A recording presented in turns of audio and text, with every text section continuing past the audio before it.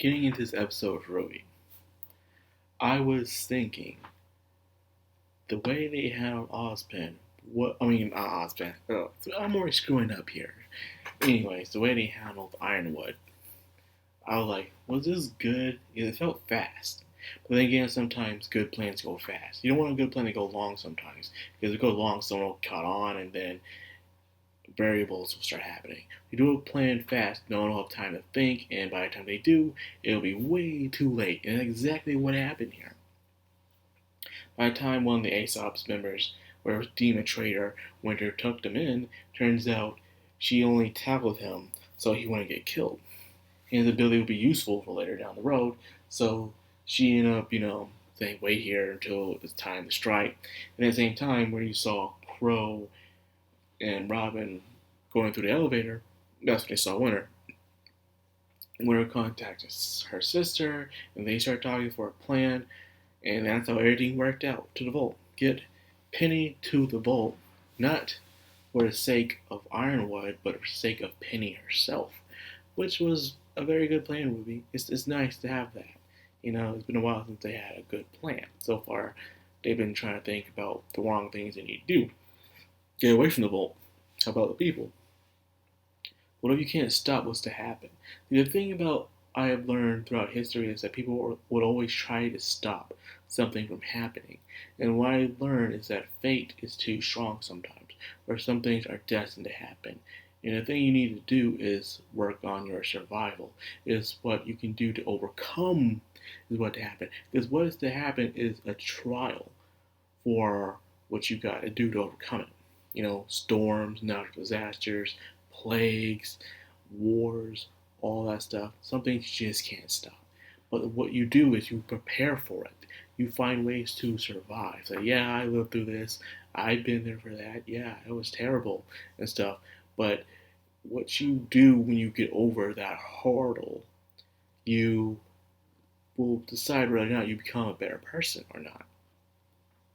So what I'm trying to say is that they've been trying so hard to prevent things that were destined to happen, but instead just find a way to overcome it, Instead of running away from the vault, let's just go to the vault and see what we can do to it instead.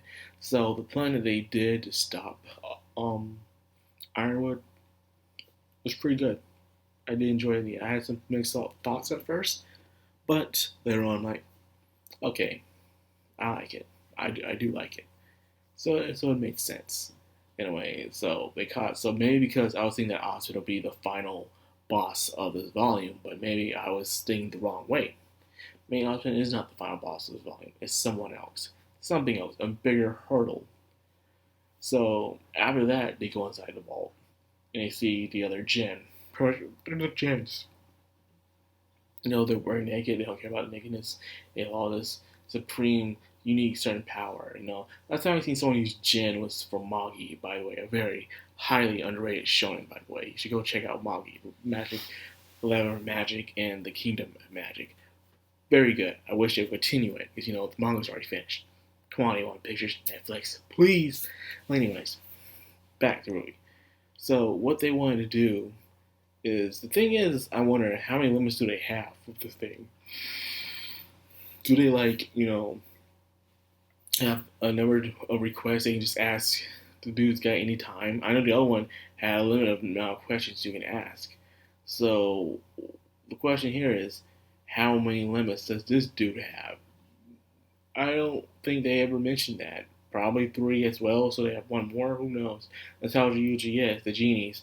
But they never really said where the relics came from, They explain everything else through legend, so I'm surprised they didn't explain, the relics. I'd like to know where those come from. No, probably not. Probably will. We'll see. So the thing was to make Penny an exact copy of her body, but without the virus.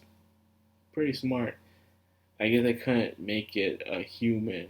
I guess he was afraid that putting a soul into a new body would cause it to act differently was his biggest wonder. Because, sometimes if that was the case where your soul would be the same when you had a new body, reincarnation would be different. But I think when it comes to reincarnation, is that your soul is being cleansed. Your memories and everything all the attachments are gone, and then you start over again. But there are some still lingering things. Spirit Circle is a perfect example of that. Read Spirit Circle. Yeah, I'm giving a lot of recommendations here, but hey, it's just a lot of things really called back to me when I was watching this episode. So yeah, Spirit Circle, really good. It talks a lot about reincarnation and the soul and the lingering wills throughout time. Well, anyways, that being said, it worked. I guess Penny's probably more advanced, more emotionally human than she was before, probably. And then finally, next problem is to get everyone into a safe place, to go to vacuum, create a portal that they can do. And the request from this guy is that you need to be specific. That's the thing I do like about this gene. Sometimes where things are easy to ask, kitty ones, but then again, first time I saw it was with Very Odd Parents or The Monkey's Palm, is where you have to be very specific with your wish, Can't leave anything out or else you can't do it. But the difference is when it came to those in the other shows is the wish will contradict you and it'll go against you because you weren't specific enough. So therefore things were to happen. Like if you wanted $1 million, but how did you get $1 million? Did you steal it? Did it drop off out of nowhere? Did you win it? That's how it happens. Now, this guy is the wish doesn't counter you. It's more like he can't do it unless you're specific. So it's like I'm not gonna pull one over you like some schemer, but you need to be specific with your wish if you want me to do it. So that I guess I like that better. However, what if you don't have what you need to help him be specific? You're kind of screwed. So, anyways, they have the core next thing. There's Weiss because Weiss has that technology. And then finally, they were to get people over. However, I was tired. Anyways, however, Cinder's in there. And I'm hoping we get old Cinder back. I mean, Cinder from volume 2 and 3. Cinder. I really do hope we do. Because, let's face it, the Cinder we have lately has not been acting the Cinder. And like I said, a lot of characters have not been acting like themselves after Volume 3. They've been acting completely different. And now seeing that, hopefully we'll get that old Cinder again. The one where we all fell in love with. The one that always had a plan that's calm and collected. The one that was able to beat Ozma, able to beat Pyrrha. And the only reason she was downfall was because of Ruby's silver eye effect. And that is it. I still don't know how Ruby's silver eye effect completely damaged her. If that's another thing I want to talk about. I know this is off topic, but I need to talk about this. This makes no sense now I'm thinking about it. The silver eyes. If the silver eyes was made to only, petrify Grimm. It's only made to petrify Grimm. Then how come Cinder was damaged in it? Serious question. How is that possible? How come in the beginning of Volume 4 you see Cinder looking all, damaged and beat up to the point she can't speak? What happened? I thought Ruby's purification only freezes, stops Grimm. So why did she herself get injured from Ruby's silver eyes? We know what the silver eyes do. So